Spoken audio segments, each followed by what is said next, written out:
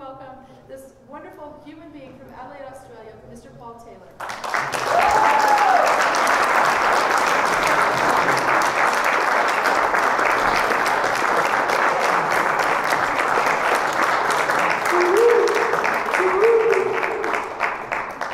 How's that sound? It's good? It sounds good. We're under control.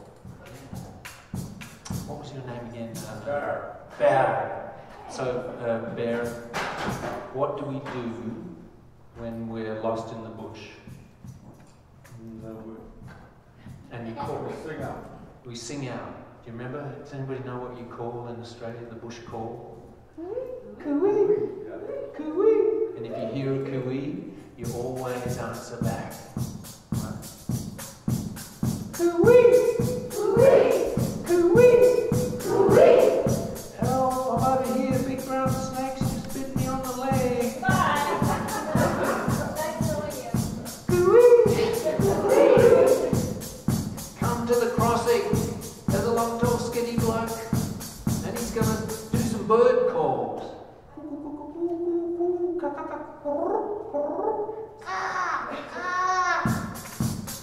And if you go to Australia, the thing I miss the most actually about being over here, I'm here for most of the year, but I go home on sabbatical for 2 to 3 months. And you wake up in the morning, there's a symphony going on. And if you land in Sydney, you might hear the Currawong. Currawong, Currawong, Currawong. And if you go into a place called Wagga Wagga, that's the place of many crows. And you might hear the crow. Quack, quack, quack. He's called Wak Wak. This is onomatopoeia. Aboriginal people named the birds after the sound that they make. And a lot of Australian names of places actually are quite possibly a lot of them, more than I know, are bird sounds. Wak, wak, wak, wak, wak, wak.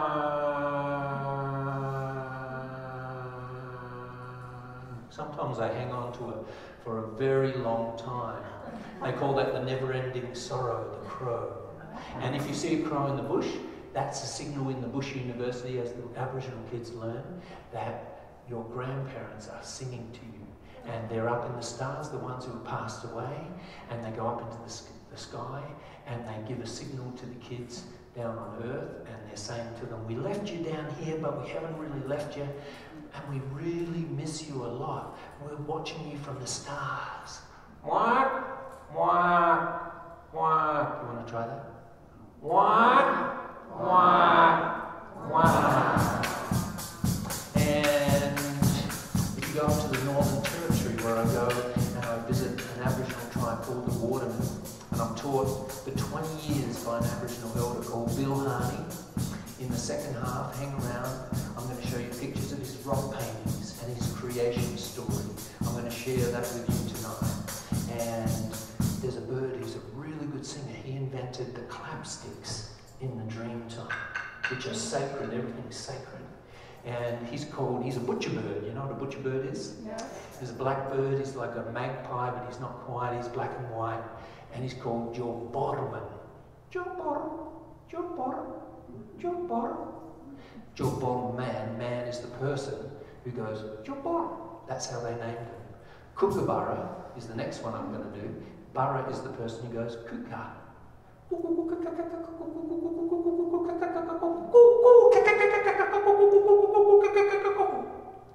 ever heard that one?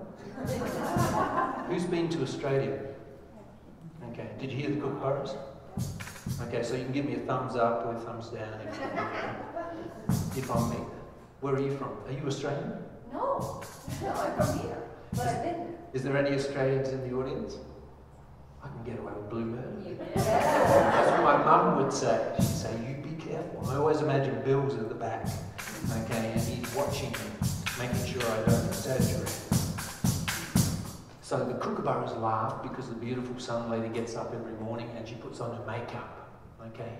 And she takes that beautiful red ochre, that's in the Sangre Cristo, Sangre de Cristo, the blood of the earth.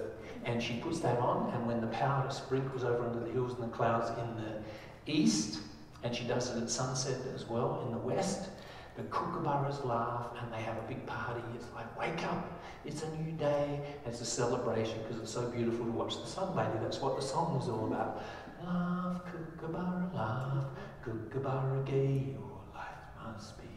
Kookaburra sits in the old gum tree, merry, merry king of the bush is he. Laugh, kookaburra gay, your... So you know that was taught to every American up to about in 1992 or something. Then it changed. Then they don't teach it. It was part of music, right? And then it changed.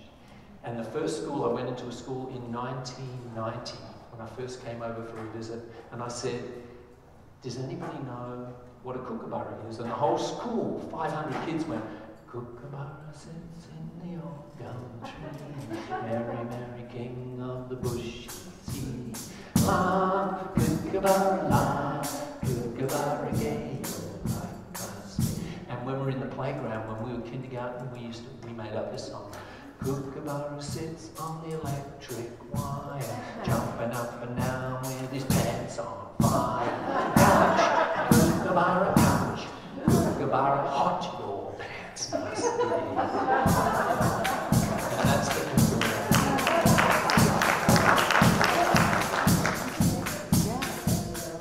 There was an old Australian stockman. He was riding along and he fell off his horse and he broke his back. He dragged himself up onto his elbow and he calls his best mates over to his side and he wants his best friends to look after his animals before he shoots through to the next world. And to his first mate he says, tie me kangaroo down, sport, tie me kangaroo down, tie me kangaroo down, sport, tie me kangaroo down, all together now, tie me kangaroo down, sport, tie me kangaroo down, you can sing it. Tie me kangaroo down, sport, tie me kangaroo down. Watch me wallaby speed, mate, watch me wallaby speed. They're a dangerous breed, mate, so watch me wallaby speed. All together now, tie me kangaroo down, sport, tie me kangaroo. You're great. Tie me kangaroo down, sport, tie me kangaroo down. Take me koala back, Jack, take me koala back. He lives somewhere on the track, Mac, so take me koala back. All together now, tie me kangaroo down, sport, tie me kangaroo down. All together, tie me kangaroo down, sport, tie me kangaroo down. This was my favourite one. And he turns to his mate Bill and he says, mind me platypus duck, Bill, mind me platypus duck. If you don't, he'll go running amok, Bill. So mind me platypus duck. All together now, tie me kangaroo down, sport, tie me kangaroo down, tie me kangaroo down, sport, tie me kangaroo down. And then he turns to his mate with red hair. If you got red hair in Australia, they call you? Red. It's upside down in Australia. They call you Bluey. Play me didgeridoo, blue. Play me didgeridoo.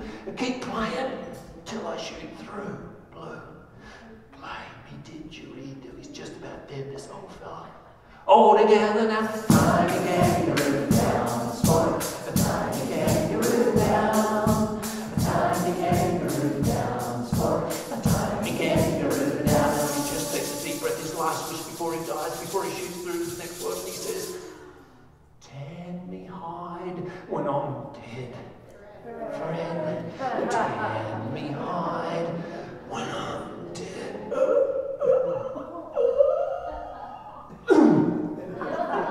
So they tanned his hide when he died, Clyde, and that's it, hanging on the shed. All together now, tie me kangaroo down, sport, tie me kangaroo down, tie me kangaroo down, sport, tie me kangaroo down. All together now, tie me kangaroo down, sport, tie me kangaroo down,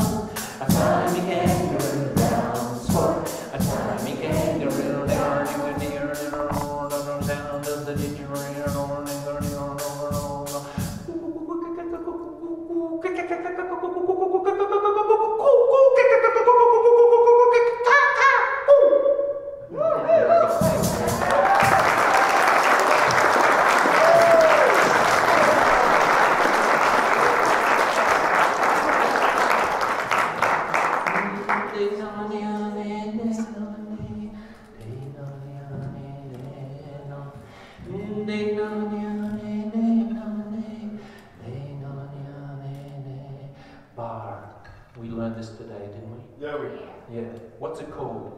Oh, don't ask me, I got it back right here. It's called the Pay Attention song. Oh, yeah, that's right.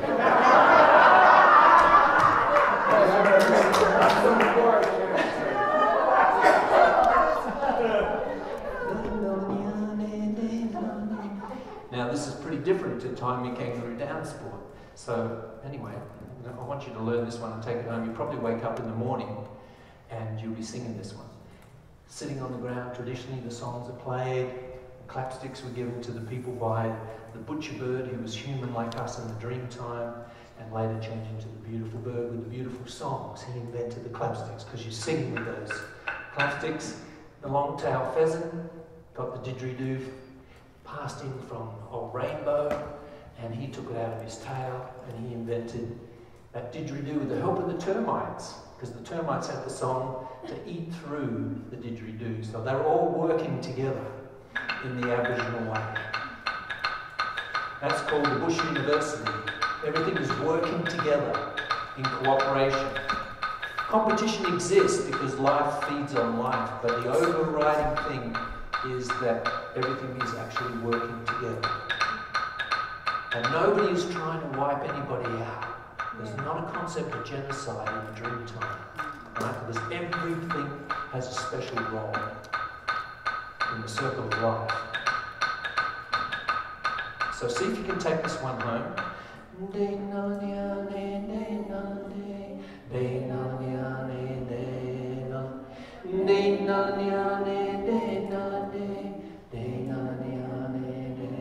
When you're out in the bush, the kids are taught to pay attention to the plants, the birds, the animals, the insects. Everybody is teaching you. When you see the kookaburra, that's a signal to wake up and put on your school uniform if you're in Australia, because it's the morning and it's the sunset in the evening. You can take off your uniform in the evening. When you see the butcher bird, that's a warning of pay attention, and that there might be a ceremony coming up, because you've got to remember those songs that you've been taught by your grandparents. When you see that, and when you hear that crow, that's a signal to always pay attention to your grandparents. That's what the kids aren't doing now. Nobody's listening to the old people.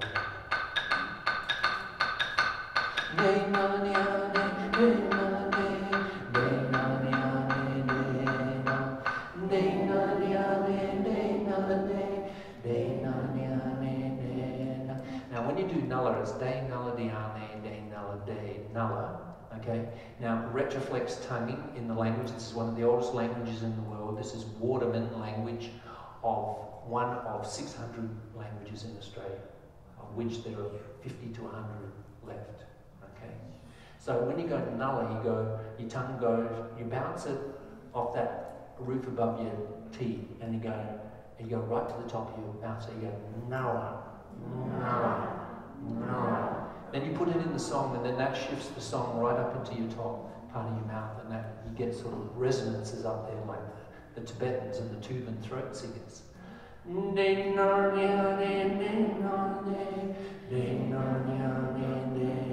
Keep going.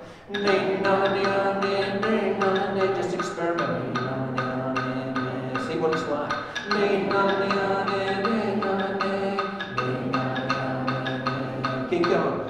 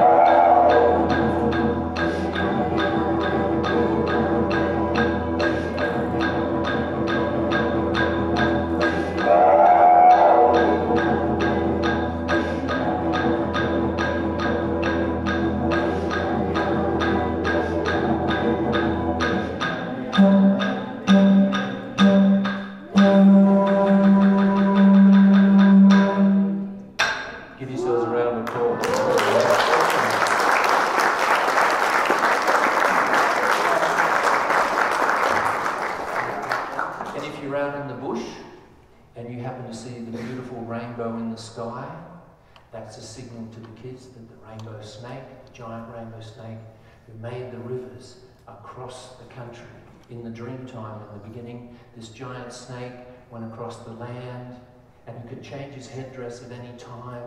He brought the rain and gave a drink to all the people. As he went across, he carved out all the gorges and the river systems. And this was the song that he was singing. Gina Jerry man bama bama bama ba, Gina Jerry man bama bama bama ba, Gina Jerry man bama bama bama ba, Gina Jerry man bama bama bama ba, Gina Jerry man bama bama bama ba, Gina Jerry man bama bama bama ba, Gina Jerry man bama bama bama ba, Gina Jerry man bama bama bama ba, Gina Jerry man bama bama bama.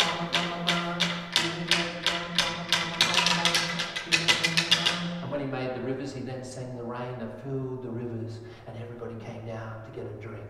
Wani malandi malandi malanga braya, Wani malandi malandi malanga braya, Wani malandi malandi malanga braya, Wani malandi malandi malanga, Wani malandi malandi malanga braya, Wani malandi malandi malanga braya, Wani malandi malandi malanga braya, malanga braya. And then he called out, walk on! And the rivers were made. And all the people, the kids, the birds, the animals, they all went and got a drink from those rivers. And Rainbow slunk off into a billabong.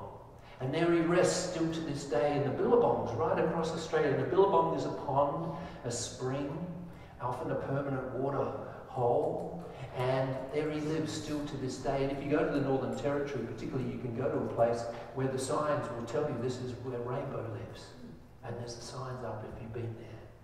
And whenever there's a big storm, the lightning goes, the thunder flashes, or the lightning flashes and the thunder goes.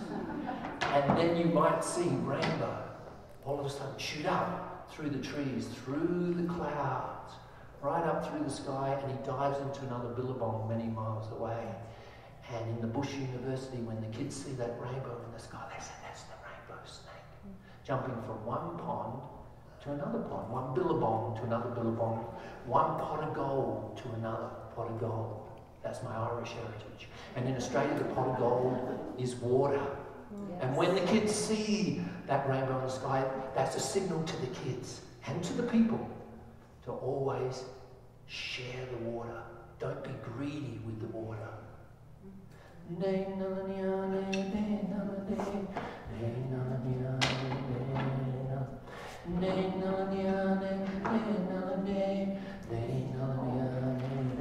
See if you remember.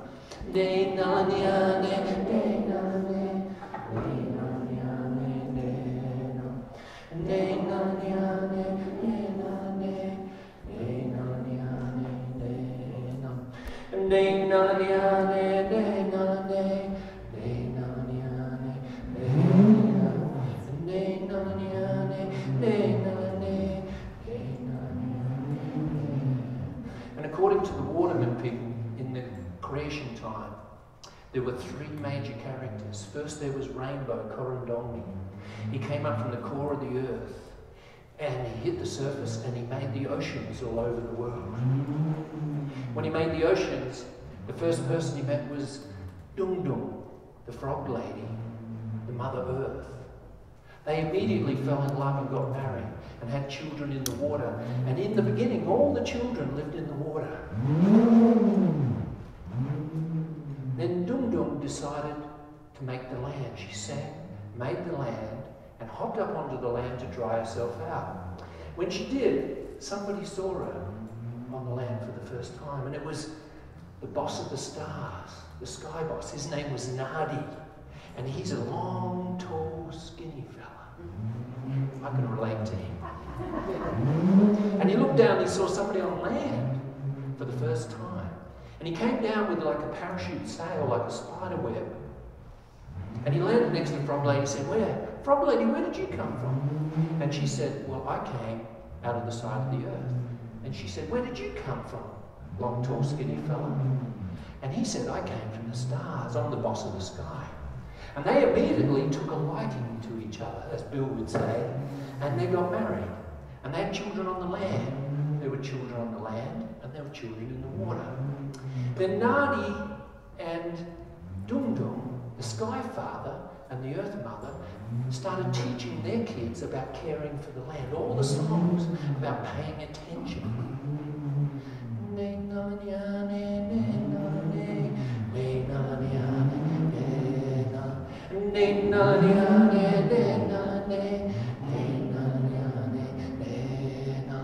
And then all the kids were learning those songs, they were learning the dance, they were learning about painting themselves up, about caring for the land. They were making the sticks and the boomerangs. There was a lot of racket going on the land. And Rainbow was in the water and he could hear all this sound. So he stuck his head up out of the water and he said, "What are they doing over there? There's only supposed to be kids in the water." So old Rainbow disguised himself as a kangaroo, took an abalone shell, and he pushed up onto the land and hid behind the bushes. He saw all these kids, and then he pushed through the bushes. He said, "Frog Lady, what's going on?" And Frog Lady said, "Hang on, Rainbow. Why can't we have two lots of kids? We'll have kids in the land and kids in the water." And Rainbow said, "No, I want everybody back in the water." He then went back to the ocean, lifted the ocean up, and in came a huge flood to the whole world. And all the kids started running. And all the kids started running. And then the long, tall, skinny fella came down. And he came down, and he was so tall that he was able to walk on top of the water. And he saved the kids, and then put them up onto high ground. He saved all the people in the Dreamtime, putting them up onto high ground. And when they went up onto the high ground, they then started singing to try and drive away that flood. Jalingi, jalingi, ja, nabala, nabala, de, jamana, de, jamana. Jalingi, jalingi, ja, nabala, nabala, de, jamana, de, jamana. Jalingi, jalingi, ja, nabala,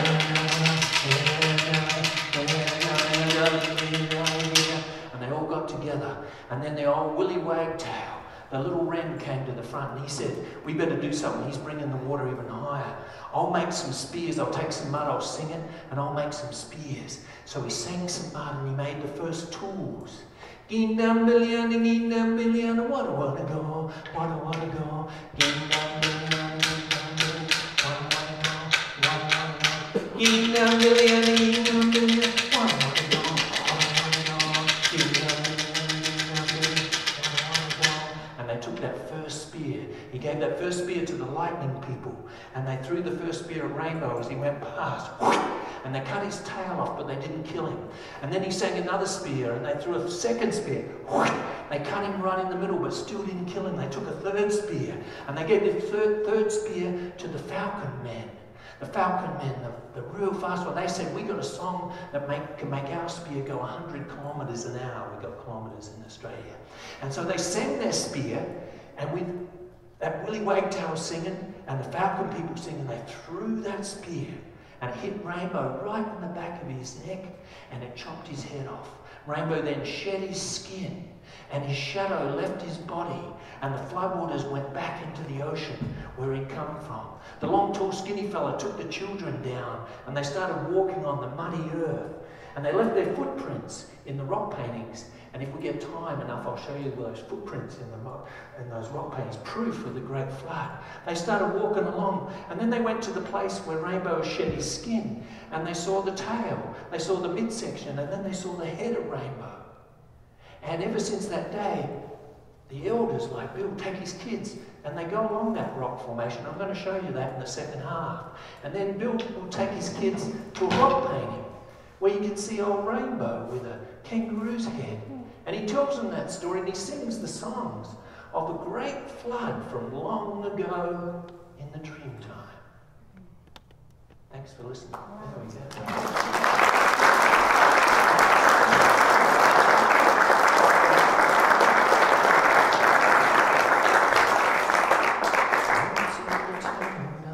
Waltzing Matilda, you come a-waltzing Matilda with me.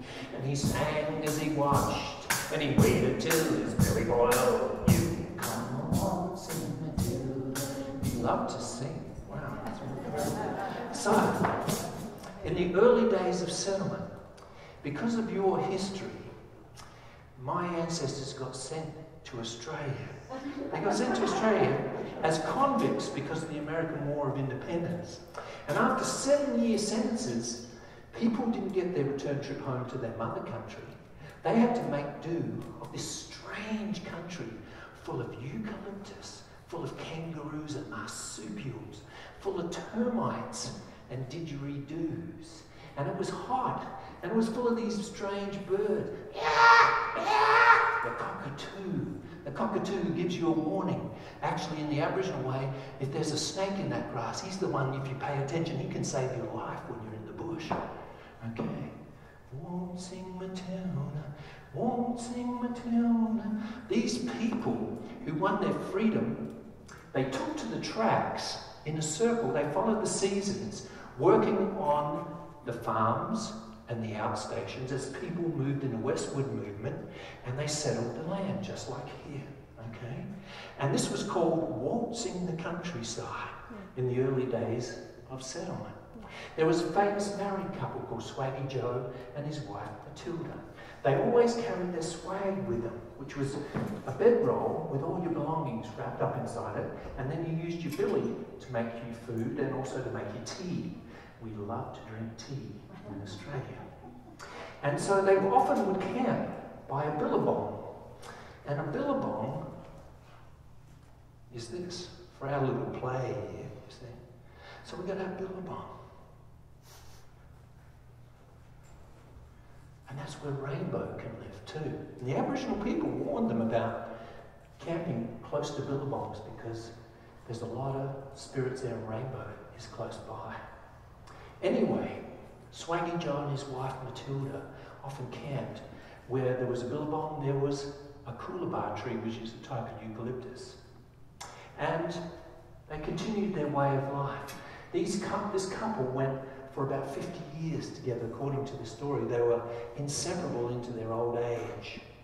One day, Swaggy Joe woke up and he found his beloved Matilda seriously ill. And he nursed her as best as he could. And the story goes that around noon, she died in his arms. And the old man went into shock.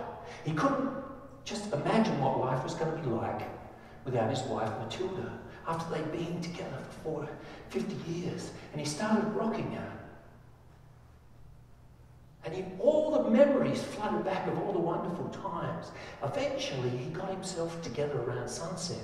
He dug a grave next to the coolabah tree, and then he set off on his journey. He continued his way of life. He didn't know what else to do. Waltzing Matilda, waltzing Matilda, you come waltzing Matilda with me. And he sang as he watched, and he waited till his belly boiled. You come waltzing Matilda with me. Now, he often returned to the same campsites that he had spent time with his wife Matilda. All the memories flooded back, and then he started doing this. He'd make a cup of tea, and then he put his bedroll up against the coolabah tree, and then he started talking to his bedroll as if it was his beloved Matilda. Oh, Matilda, would you like a cup of tea? Glory be to Jesus, Mary and Joseph. I wonder what sort of day it's going to be today. Now, I think he was Irish, because the Irish have this tradition of a wake. When you have a wake, you know, you go in, you put the dead person, the deceased, in a chair or whatever, and then you go up and say your last goodbyes. Okay? And the thing was that actually some people used to wake up. Did you know that? That's why it was called a wake. Because they actually got poisoned in those days with the pewter cups and bronze cups and whatever, and people would go into comas, and then when they buried them, they often would recycle the coffins, and they find these scratch marks on the bottom of the coffin. Have you heard of that? And so then they figured, oh, these people weren't dead. You ever heard of Monty Python? You know Monty Python, Bring Out Your Dead? Yeah. I'm not dead. Yes, you are. Anyway. Yeah. So what they did was they put a little string in the coffin and they put it up to the surface, and somebody had to sit there all night, and that was called the graveyard shift. In case somebody was woken up by the bell, and that was saved by the bell. You see? It's all connected to waltzing Matilda, sort of. So, Swaggy Swaggy Joe was talking to his bedrolls, and it was his wife Matilda. The other passing swaggies noticed this, and then the word spread throughout the countryside that Swaggy Joe was missing his wife so much, he was talking to his bedroll as his Matilda. And hence the term waltzing your Matilda came about. Waltzing Matilda,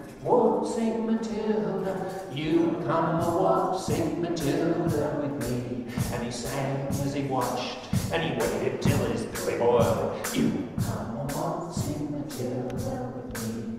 Once a jolly swagman camped by a billabong under the shade of a coolabah tree, and he sang as he watched, and he waited till his belly boiled. Then he says to his billy, you come a waltzing Matilda with me. A waltzing Matilda, you come a waltzing Matilda with me. And he sang as he watched, and waited till his belly boiled. You come a waltzing Matilda with me. Down came a jumbuck. A jumbuck is? It's a sheep. It's the Aboriginal word for sheep. And you know what it means? It means little white cloud with 4 legs. They had never seen sheep in their whole existence. 50,000 years we think they were on that landscape. The first boats arrived. The sheep come down. You can imagine them. There's a little white cloud with 4 legs. Down came a jumbuck to drink at the billabong. Up jumped the swagman and grabbed him with glee. And he sang as he shoved that jumbuck in his tucker bag. Tucker, what's that? Food. It's an Irish or a Scottish word. I think it's Scottish. And it means food. So what's he going to do with the sheep? He's going to eat it. You come a waltzing Matilda with me. All together. Waltzing Matilda, you come a waltzing Matilda with me. And he sang as he shoved that jumbuck in his tucker bag. You come a waltzing Matilda with me. Now it gets really interesting. Up rode the squatter. The squatter was the landowner. We got that word from the American West. This was the rich man. He squatted on the land first. He got the best land holdings. Up rode the squatter, mounted on his thoroughbred. If you got a thoroughbred horse, in those days, you were rich. Up rode the troopers. 1, 2, 3. He's brought the police. Who's that jolly jumbuck you've got in your tucker bag? You come a waltzing Matilda with me. What's happening? The swagman, the poor man, probably the Irishman and the Englishman. Right? The rich and the poor. So that's another little twist on the story. He's getting arrested. Now this guy might have stolen a loaf of bread or a sheep in the countryside in England, or he might have been an Irish political prisoner. He got chained and sent on a boat, 8 months on a ship at sea, with his chains on for 7 years. He won his freedom. Was he going to go back to jail? Up jumps the swagman and he sprang into the billabong. This is where it gets really dramatic. You'll never catch me alive, says he. Patrick Henry. And his ghost may be heard as you pass by that billabong. Oh, come a waltzing Matilda with me. All together now. Waltzing Matilda,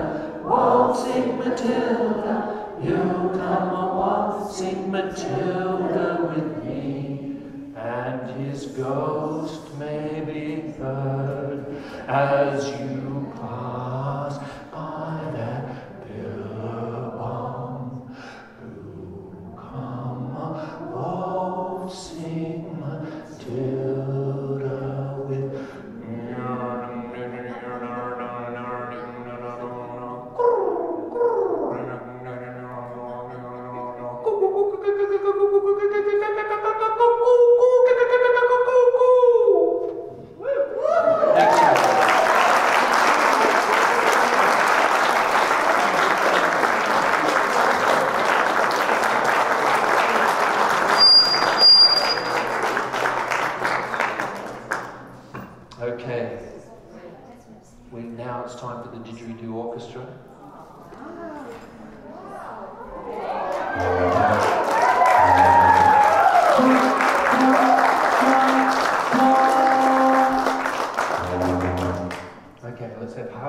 side and half on that side. Yeah. Okay, take that one. Okay. Yeah, and take a seat. Let's go across this way, face this way. Okay.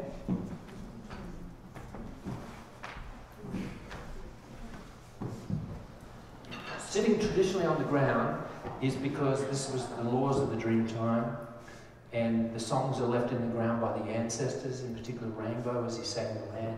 He put the songs in the ground. And there's your rainbow snake, that's your kachara over there. When we play the didgeridoo, we're going to ensure that the kachara will have plenty of water this year. And the group who painted it, also that was their intention, was that they would also, you do it by painting, singing, dancing, you have the ceremony. So let's just have a little warm up. That means everybody play. Okay. Yeah, you come. Yeah, make yourself comfortable. Yeah. Okay. You right? Okay. Let's warm up. And then you warm up your didgeridoo. So you have your. There we go. Go.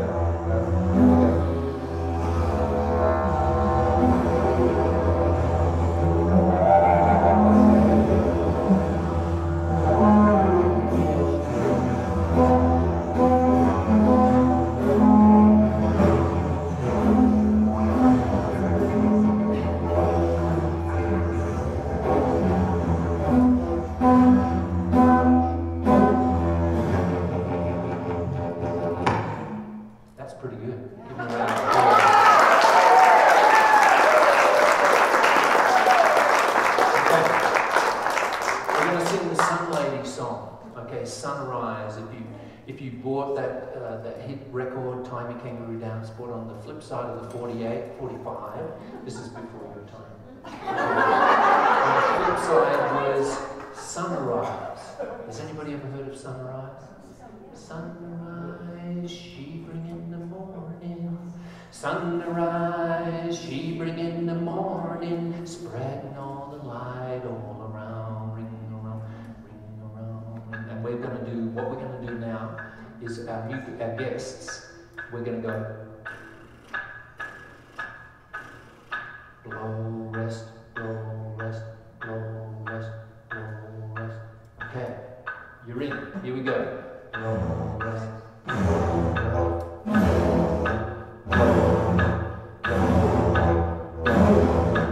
blow, rest, blow. Sunrise, she bring in the morning. Sunrise, she bring in the morning. Spread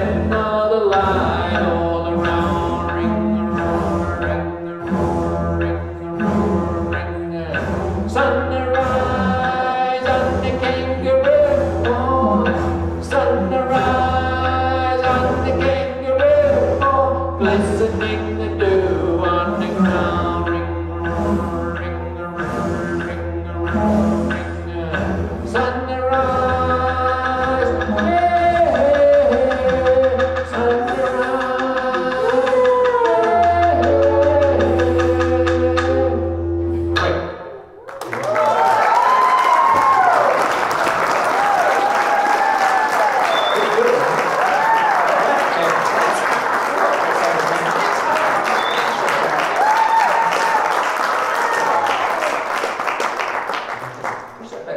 I can't see this gentleman here, so I want to see all the didgeridoo orchestra.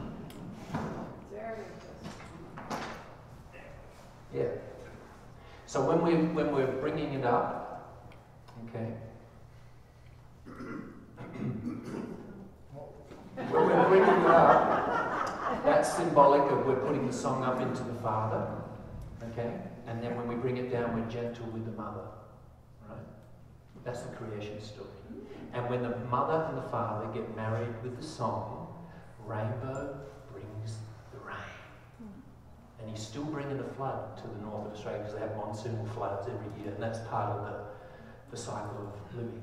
They're acting out, when they do their ceremonies, they're acting out the creation story when they do the songs and the dances. Okay? And the didgeridoo is part of that. It's all connected. It's just one aspect of the whole thing. So now we're going to do the didgeridoo song. And this has got 8 low rests in between the verses. And you'll pick it up. Okay? Just follow us. Okay? So, remember this song? So, it's got sign language, so we'll teach this one so you can join in with us too.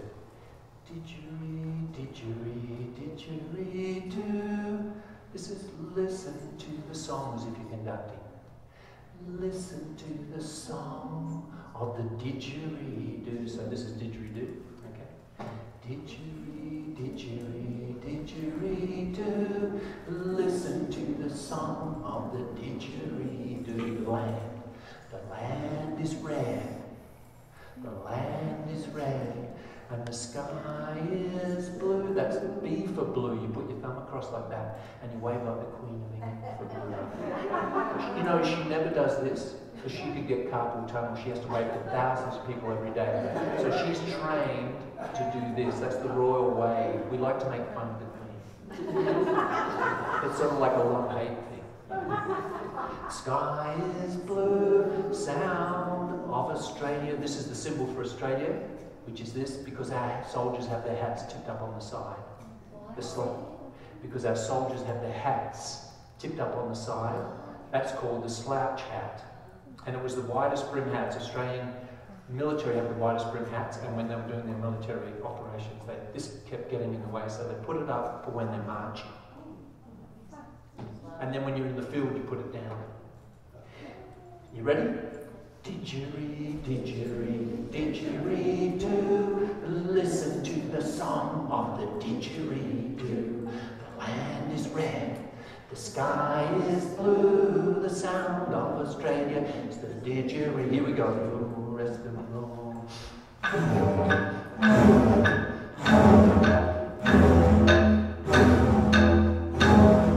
7, 8, and didgeridoo, break. Listen to the song of the didgeridoo.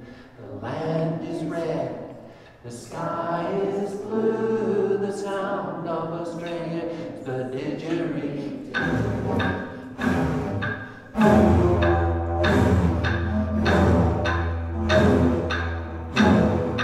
Hey, and from mothers and fathers to daughters and sons, the legend of the dream time live on, born on the wings of the winds that blew. Break, they're all in the song of the didgeridoo.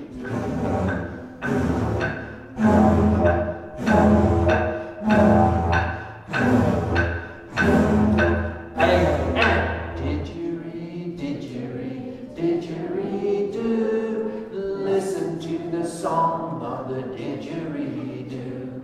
The land is red, the sky is blue. The sound of Australia is the didgeridoo.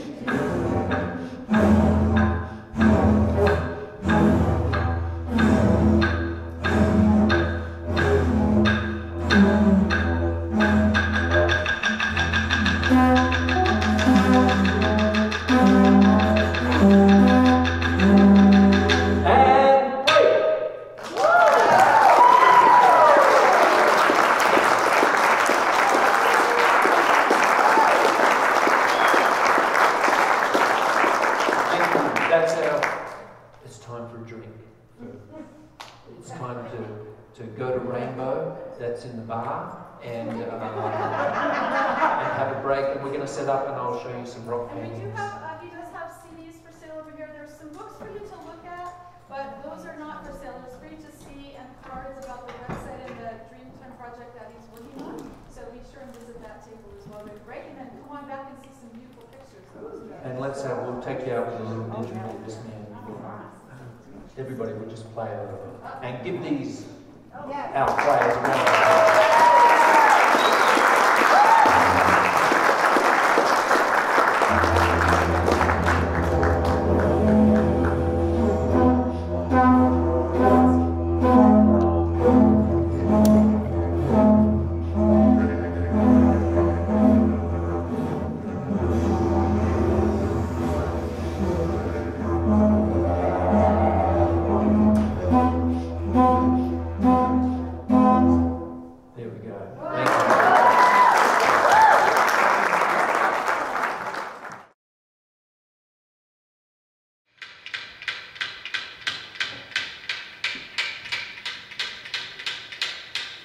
These are the maps that are done in the desert, part of the desert culture, and they represent the journeys of the ancestors. And here we have a river system, for example, going through the land. This is how Aboriginal kids would learn geography, and these are done traditionally in the sand paintings, and then they dance on top of the sand. They sing the song, they dance, they recharge the earth, because you've got to give back to the earth for what you take in food and water. And the give back is in ceremony, it's business for Aboriginal people. They were not a money culture, and they existed that way right up until the 1950s. And it really changed not until 1970 with the American Revolution. Ironically came to Australia, and everything changed, and there were a lot of good things, but it meant equal wages in a lot of places, and the thing called welfare came in and changed the culture forever. Wadi malandi malandi malanga braya, wadi malandi malandi malanga braya, wadi malandi malandi malanga chara, wadi malandi malandi malanga chara, wadi malandi malan sangre de Cristo, wadi malandi malan sangre de Cristo, wadi malandi malan la vita, wadi malandi malan la vita, wadi malandi malan Walsenburg, wadi malandi malan Gabriel, wadi malandi malan Pueblo, wadi malandi malan Pueblo. These are the song lines. Australia, that whole continent was mapped in song lines for thousands of years, 50,000 years, and this is how Aboriginal people shared their water, and they kept peace amongst all the tribes. Wadi malandi malandi malanga braya, wadi malandi malandi malanga braya, wadi malandi malanga braya, waka. Thanks for listening. There we go. Next one. So Kenny, we need somebody. Kenny's over there. Upside down. This is Australia. It shows how isolated Australia was for many thousand years. That's why the marsupial was developed the way they did, and Australia, Aboriginal people were left alone. The biggest island in the world and the smallest continent, and the only island continent is Australia. Next one. In South Australia I was born, heave away, haul away, South Australia round Cape Horn, bound for South Australia. Heave away, you ruler king, heave away, haul away, heave away, oh hear me sing, bound for South Australia. Nancy Lee, she said to me, heave away, haul away, when I return she'd marry me, bound for South Australia. Heave away, you ruler kings, heave away, haul away, heave away, oh hear me sing, bound for South Australia. 6 to 8 months on the ship at sea, and everybody is your shipmate, and that's why Australians say, "G'day, mate." We are a shipping culture, which is the European culture of Australia, and most of us still live around the coastline. Next one, Kenny, thank you. And here they are.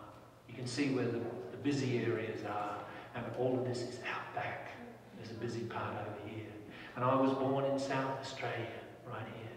In South Australia I was born, heave away, haul away, in South Australia round Cape Horn, bound for South Australia. Heave away, you ruler king, heave away, haul away, heave away, hear me sing, we're bound for South Australia. Next one. Nancy Lee, she said to me, heave away, haul away, when I return she'd marry me, bound for South Australia. Heave away, you ruler king, heave away, haul away, heave away, hear me sing, bound for South Australia. Singing to run along at a tea. Singing to run along, you run along, aye. Singing to rely at a tea, for we're bound for Botany Bay. For 7 long years I've been sentenced, for 7 long years and a day, for meeting a bloke in the area and sneaking his ticker away. Singing to rely at a tea, singing to rely aye, singing to rely at a tea, for we're bound for Botany Bay. Tain't leaving old England we cares about, tain't because we misspells what we knows, but because all us light-fingered gentry walks around with a log on our toes, singing to rala at a tea, singing to rala aye, singing to rala at a tea, for we're bound for Botany Bay. Singing to rala at a tea, singing to rala aye, singing to rala at a tea, for we're bound for Botany Bay. Farewell to old England forever, farewell to my old pals as well, farewell to the well-known, I need a bit more practice, Old Bailey, where we never knew oh such a swell, singing to rala at a tea, singing to rala aye, singing to rala at a tea, for we're bound for Botany Bay. And if you go to Botany Bay right now, you'll see the kids coming out of school. Next one, Kenny. You see the kids coming out of school with their British-style uniforms, and this is about half of it. I forgot to actually change at half-time into my full uniform, and otherwise I have my dorky socks on. But anyway, you get the idea. And so if you've ever seen AC/DC, right? And from grade 1 to year 12, I had to put on a tie every day. That was part, and it's all because of your War of Independence. And if you go to Australia, you see the kids after school going down the beach. They learn, this is a volunteer organisation, they learn how to save lives. And they're called surf lifesavers. And they use old British style methods. They get in a line. If somebody's got a rope on a barrel, they make a line right down to the water. They hold the rope over the head so it doesn't get tangled. Every 30 seconds means somebody's life is at stake. So you really work hard, you work as a team. Then somebody dives in, they tie the rope around the waist. The best swimmer dives in and they save the person and they pull them in together, all at the same time, working together as a team. They're called the surf lifesavers. And this is my sister's cap. Okay. And then if you go to Australia, you also see this. You go into the down and you see this. Jolly good shot, old chap. And they're all wearing all whites. Okay? This is our British heritage, which is still very prevalent. You see this in the cities. But if you go into the outback, next one, Kenny. This is the outback where 600 different groups traditionally lived, and of those there's not as many left now. And Aboriginal people still see Australia this way, and where we are going, we're going up into this area up here, the Waterman, and that song that you learned is from there. And this continent was mapped in song, all the way across from north to south, to the east to the west. In song lines, that people shared the song on the borders. They were doing ceremonies together. They were getting together, they were singing, dancing, and having a party, basically. And they were painting their water. They were singing their water. And they shared their water, but they also shared everything. They were all working together.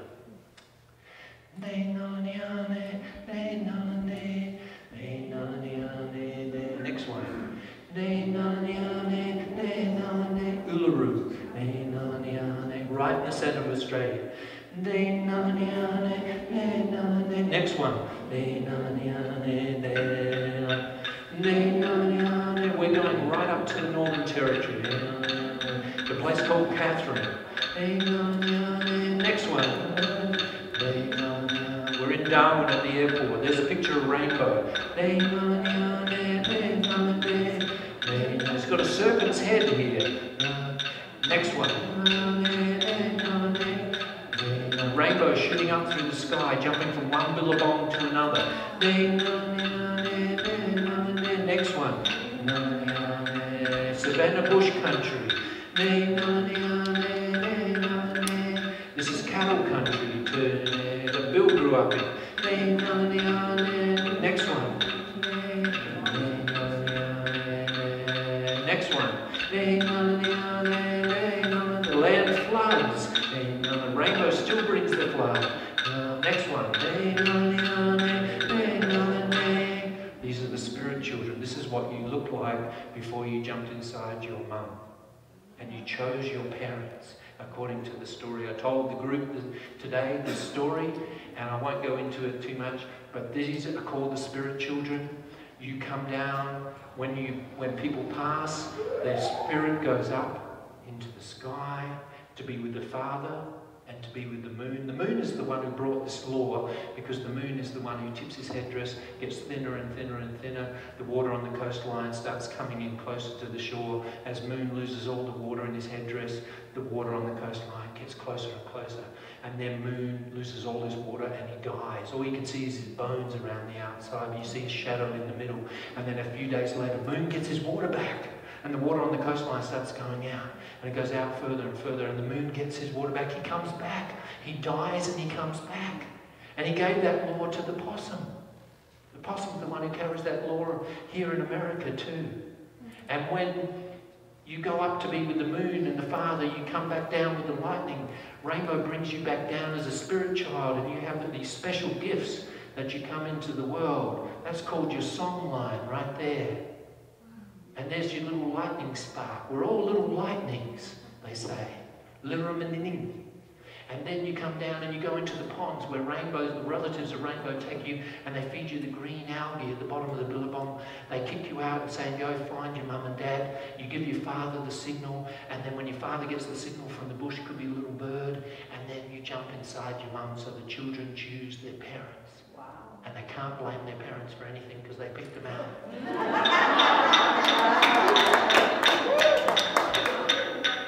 And the proof of that story is the first poop is green. And that's why you eat your greens, because that was your first food given to you by the relatives of rainbow at the bottom of the billabong. And the other proof of that is the possum. He carries the law. What happens if you startle a possum? He plays dead. You walk away and he comes back to life. That's the law. He carries the law. Next one. Next one. Next one. Next one. Next one.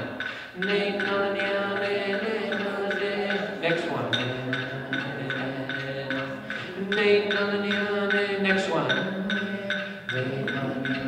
First dwellings of the European. Next one. And the Aboriginal people, the kangaroo representing the people, because all the people in the Dreamtime change into the animals and the plants and the birds. And the kangaroo is putting his hand out to the white man, and he's saying, let's live together, welcome to the country, put away your guns, and we can live in peace and we'll share this land. That's what that story teaches. Next one.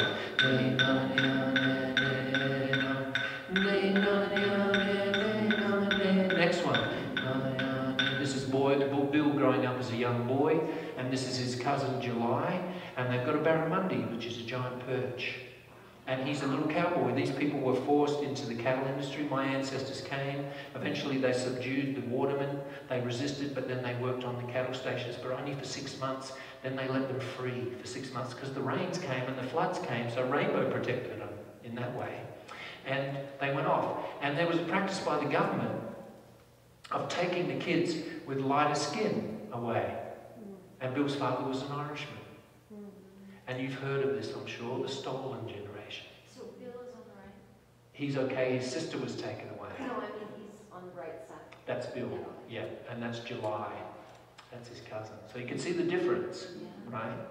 And Bill's sister was taken away and she never really came back to the tribe until she was 18 and she happened to be in Catherine and remembered her little brother's name, but she was told nothing of her family. And so she was reunited, but she was taken away as a 5-year-old. And then Bill, they didn't want that to happen to Bill. He was a little bit too young to be taken at that time, so they painted him up with black plum and charcoal. And the welfare officer would come out and he'd gather up all the kids. He'd go to the station boss, the cattle boss, and he didn't want his workers to be taken away, so they used to protect the kids too. And because he was running a business.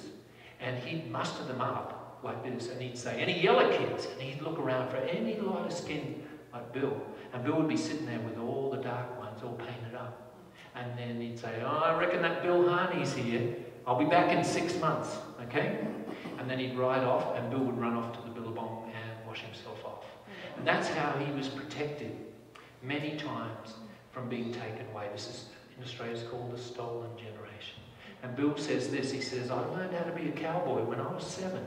I was breaking in horses. I didn't go to any school, but a Scotsman taught me how to write my name, and they taught me how to count, and I became head stockman, which is the highest thing an Aboriginal person could in that day. And he says, but then I went walkabout for 6 months. I had a bit of black, I had a bit of white, I put the two together, and that I came out top all round, he says. And that's what I'm teaching my kids, to walk in both worlds. And in the traditional communities here, that's the tough thing for the kids. They have to learn to really walk in 2 worlds, which is a tough thing. 2 educations. Next one. This is a muster. Next one. Next one.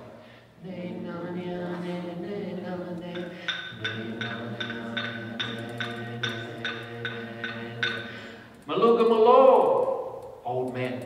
Nai now Nurugu, I am talking to you. Dangara now Nuru Malo Wara. I'm bringing these people here. But what did Jamadi Nai now Nurugu? I'm going to tell them a Dreamtime story. Amanda Jabaringi, hello Jabaringi, the white one. Amanda Yagikula, that's his brother, the red one. In the Dreamtime, according to Bill Harney, they say after Rainbow brought the flood, there was a lot of salt water lying around and they needed some fresh water. The people went to the Lightning Brothers. They said, could you make some fresh water? They said, no worries, we'll make some fresh water. So they went across the land. The land hadn't been formed. This was the dreaming. It was all floating and muddy. The spiritual time. They found a place that would make a really good spring. So they started digging and they were singing. And as they were singing, little bits of mist started coming out of Jabaringi's mouth. He's got that mist in his throat. You can see it up there in his throat. And he put that into the ground, and that came together like little bits of hail, like little bits of frost. The 2 brothers kept on singing, and that frost evaporated and went up into the sky to become the first cloud. Then they kept on singing, and more clouds came. Then Jabaringi was about to throw his number 7 boomerang, which is shaped like a 7 and it doesn't come back. Most of these boomerangs go straight. There is the returning boomerang, but there's 2 types. And he was about to throw that boomerang up, and along came a little grasshopper. He was human like us, but later changed into the grasshopper. And he stopped him and he said, Jabaringi, if you throw that boomerang now, the water will just fall in one place. I've got a song that will make the wind spread the clouds all over the country so everybody gets a drink. And Jabaringi said, that's a good idea, you sing. So Grasshopper started singing, the clouds spread, he took that boomerang, he created the first lot of lightning, which was a sheet lightning, and down came the heavy rain. That's his rain song coming right down the middle. And that white is the clouds that he's singing across the land. Can you see that? And it's all in the painting. That's what we were doing today, story paintings. And this is a science lesson here. And when that rain came down, his brother Yakikula, he's got 2 stone axes over there. And you can see those 2 stone axes. He flicked those together. And when he flicked those together, he said, brother, you make the sheet lightning, I'll make the fork lightning. He made the fork lightning, came down, hit the ground, and it created the bushfires. When the first lot of rain comes, the bushfires come at the right time while the land is still moist, and it creates that fire. That's why he's painted red. And that cleans the land. As more and more rain comes, that fire turns that grass into charcoal, and it filters the water into the rivers, and it keeps the rivers clean. They did this for thousands of years, and as soon as the Aborigine was taken off the land, the waters got dirty and the rivers got clogged. The 2 brothers kept on singing. The rain came down, and the relatives of Rainbow, after Rainbow got speared, he became 2 snakes, the black-headed python and his sister, the water python. They wrapped themselves together like a piece of rope. They went through the country, and they were singing that river song. Wadi malandi malandi malanga boya, wadi malandi malandi malanga boya, wadi malandi malandi malanga boya, wadi malandi malandi malanga boya, wadi malandi malandi malanga boya, wadi malandi. And they called out, and the rivers were made, the lightnings, the grasshopper man, the great snake, they all sat down and they looked at the land and they said, we've done a really good job. And they were really pleased with what they created. Thanks for listening.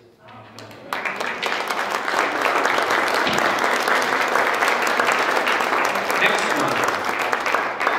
So they take this song for the Wonga ceremony, and Bill's putting his grasshopper footprints on his kids. The grasshopper footprints is connected to the rain because he spreads the clouds. And so those dots are the footprints, but they also mean the rain. Everything has multiple meanings. And they're getting ready for the boys' dance. The girls are so embarrassed they wouldn't dance this day. But this is where the boys and the girls would dance together. Next one. And the boys come out and they put that song into the ground. It doesn't sound too good on this wooden floor, but and you get the thump of their feet onto that ground, and they kick the dust up. That's a metaphor for the spirit of the land. They are reconnecting to their mother and also to Rainbow, who's in the core of the earth. Okay? The girls come out and they take the red river gum leaves. Now, because they weren't there, the boys put them on their head. And their job is, they move their hips, they take those leaves and they connect to the father. The girls connect to the father, the boys connect to the mother, and when they get married in song, Rainbow brings the rain. That's what they're doing in the Wonga ceremony. And that Wonga song is the one you've been singing.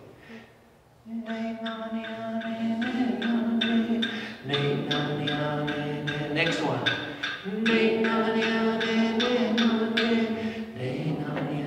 Keep singing and I'll do a broga.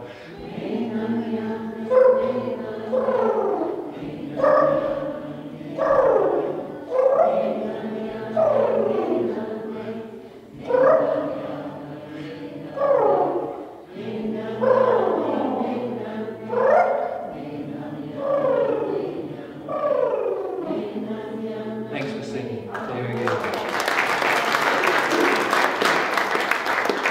And the broga brought the dances for the girls. And that's so she was a girl in the dream time who loved to dance, and she became the sandhill crane, which is close to here, isn't it? An incredible story. Next one. And this is old fruit-neck lizard man. He became the next one.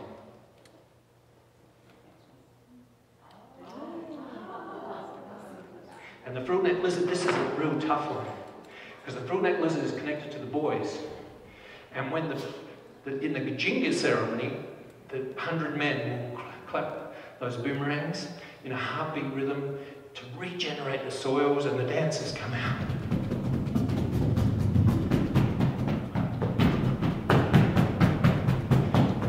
I better stop. Next one. Rainbow. one picture of many. He fell in love with the frog lady and made the oceans. Next one. And here's frog lady. Then she made the land. She hopped up onto the land. Next one. When she did the long, tall, skinny fella, the boss of the stars and the sky, he's got a parachute sail. And he came down and landed next to frog lady. And they fell in love and had children on the land. They started teaching them all the songs about caring for the land. And Rainbow got cranky. Next one.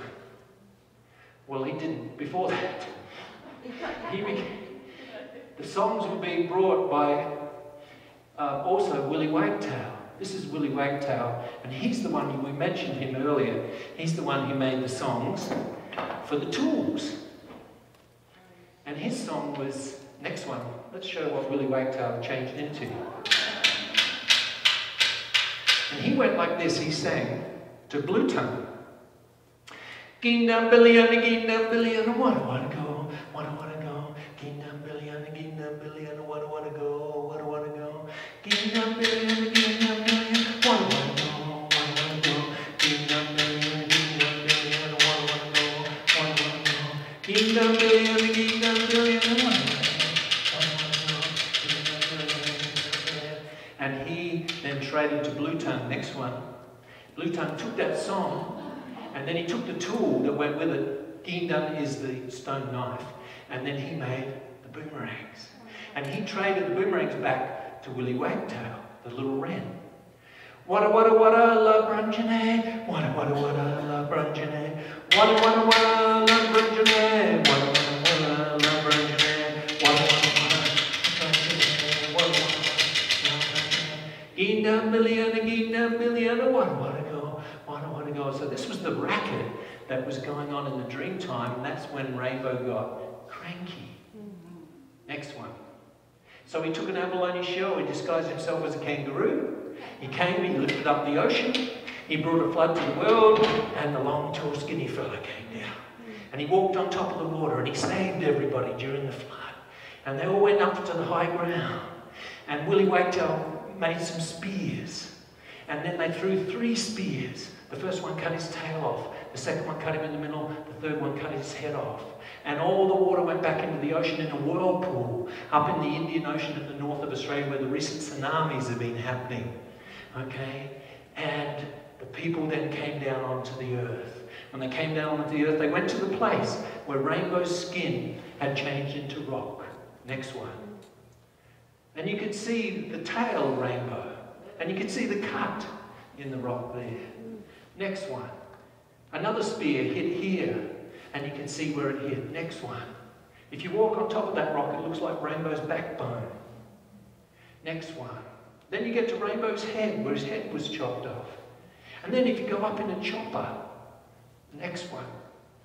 You can see the whole story up in the air, with the head and the cuts, and the tail. Next one. And if you look a little bit from a different angle, you can see this rock. It goes about 4 kilometres. Next one. And you see the whole story of the flood is in the landscape. And the spear that was thrown by the falcons was thrown from Mount Gregory, some miles away. Next one. And this platform where they threw the spear is shaped like a spear point. And this is the way Aboriginal people look at the land. They look for the patterns and the connections with everything in the landscape. And that's where their story is. It's in the rocks. It's in the land. And I wonder what all these, if we went out over here in this direction, there's some incredible rock formation. I wonder what the story is in your land, right here. You have some incredible, this is a special dreaming place. And when I took Bill, I brought him over on 2 tours. We went all through Wyoming, and I said, what do you see? What do you see there? And he said, that's a ladies' area. That's a men's area.